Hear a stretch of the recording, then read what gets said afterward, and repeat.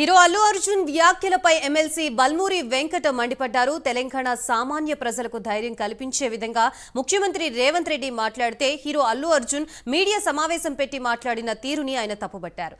అల్లు అర్జున్ తన మాటల్ని వెనక్కి తీసుకోవాలన్నారు. మాట్లాడిన తీరుపై అల్లు అర్జున్ ఆత్మ పరిశీలన చేసుకోవాలని బల్మూరి వెంకట సూచించారు. అర్జున్ గారు నేను ముఖ్యమంత్రి గారు అసెంబ్లీలో ప్రస్తావించిన తర్వాత మీరు ప్రెస్ మీట్ పెడతారని అంటే పశ్చాత్తాపంతో ప్రెస్ మీట్ పెడుతున్నారని చెప్పి నేను అనుకున్నా. ఎందుకంటే సంధ్యా థియేటర్ సంఘటన జరిగిన తర్వాత ఆ సంఘటన మీ దృష్టికి వచ్చిన తర్వాత కూడా మీరు ఈ రకంగా మూవీ ఎప్పటివరకు చూసిర్రు, ఎప్పటివరకే క్లాప్స్ కొట్టిర్రు, వెళ్ళేటప్పుడు మీరు అభివాదం తెలుపుకుంటూ వెళ్ళినరా లేదా మీరు ర్యాలీగా వెళ్ళినరా, చాలా క్లియర్గా ఫుటేజెస్ కనబడుతున్నాయి.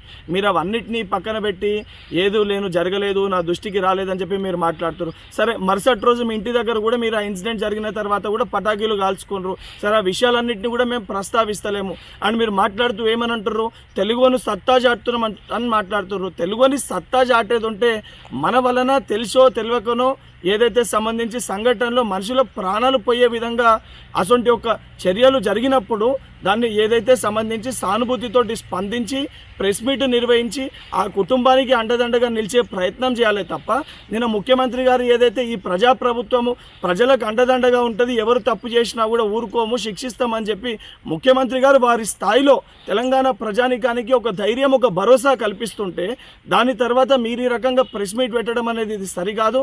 ఇప్పటికన్నా మీరు మాట్లాడిన మాటలపైన మీరు ఆత్మవిమర్శ చేసుకొని మీరు మాట్లాడిన మాటల్ని వెనుకకి తీసుకోవాలని చెప్పి డిమాండ్ చేస్తున్నారు. అల్లు అర్జున్ గారు నేను ముఖ్యమంత్రి గారు అసెంబ్లీలో ప్రస్తావించిన తర్వాత మీరు ప్రెస్ మీట్ పెడతారని అంటే పశ్చాత్తాపంతో ప్రెస్ మీట్ పెడుతున్నారని చెప్పి నేను అనుకున్నా.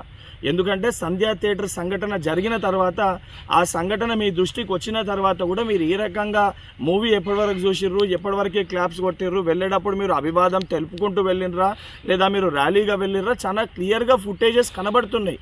మీరు అవన్నిటినీ పక్కన పెట్టి ఏదో జరగలేదు, నా దృష్టికి రాలేదని చెప్పి మీరు మాట్లాడుతున్నారు. సరే, మరుసటి రోజు మీ ఇంటి దగ్గర కూడా మీరు ఆ ఇన్సిడెంట్ జరిగిన తర్వాత కూడా పటాకీలు కాల్చుకున్నారు. సరే, ఆ విషయాలన్నింటినీ కూడా మేము ప్రస్తావిస్తలేము అని మీరు మాట్లాడుతూ